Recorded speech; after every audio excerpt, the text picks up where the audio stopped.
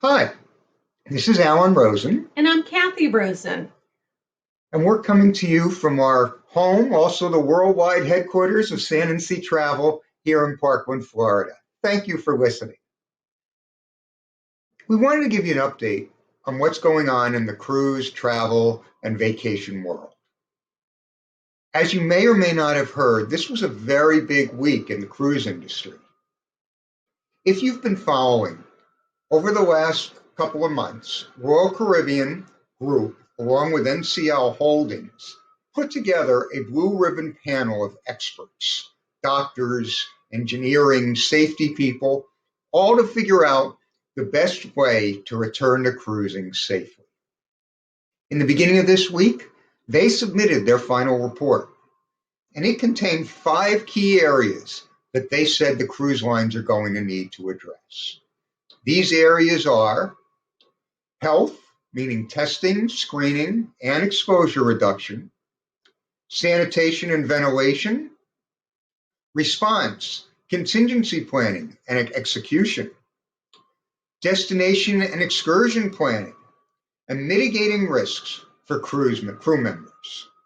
Now, they submitted their report to the CDC, and they're sharing it with the rest of the cruise industry to make cruising safe for all of us. Basically, the general concept is to create a bubble. For those of you who've been following NBA basketball or the NHL, that's what they've done in order to keep their players safe. And in Europe, cruise lines have successfully done that as well. MSC and Costa Cruises both have been sailing for about a month now, creating their own bubbles. Shore excursions must be attended only through the cruise line's excursions so that people don't get outside the bubble, and otherwise the people are tested before they get on the ship.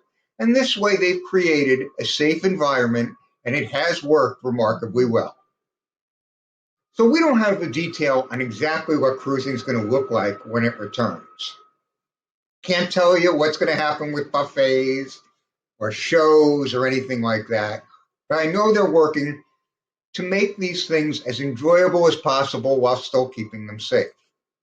We attended a webinar this week with the chairman of Royal Caribbean, Richard Fain, and he talked about, just as an example, face masks. He expects, again, nothing is finalized, but he expects passengers are going to be required to wear face masks when they're inside the ship, except if they're in their stateroom or eating a meal. Face masks hopefully are not going to be required when out on deck, since those are open air, and it has been shown that in the outside, it is much harder to transport the vaccine. So we're hoping that they're going to come out with these great new protocols and with social distancing, but be able to make vacations as enjoyable as they've ever been before. Alan and I also wanted to let you know that Royal Caribbean had made an announcement, along with a number of other cruise lines, of itinerary changes for this summer of 2021. And certainly any clients who are affected by these itinerary changes, we will contact immediately.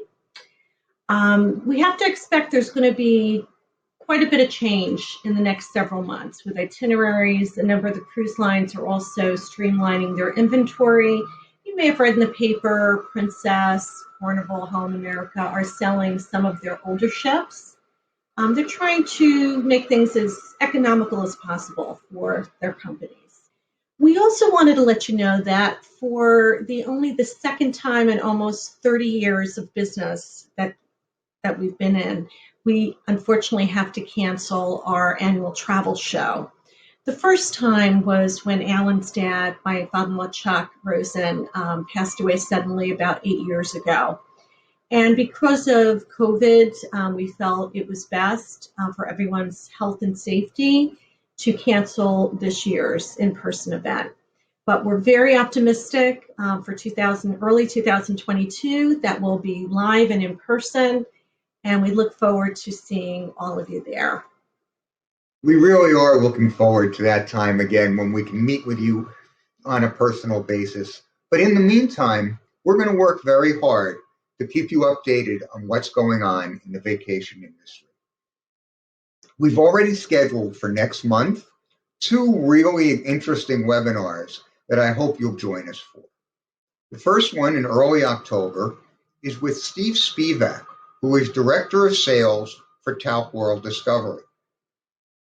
I think this is going to be a really interesting webinar, and we've got Steve all to ourselves here at Sand and Sea. And he's going to talk about what travel is going to look like when it does return. So I think that's going to be worth the time to tune into.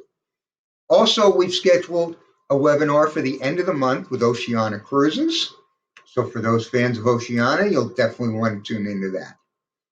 Details are either on the website, the email that you got with this video, or on our website.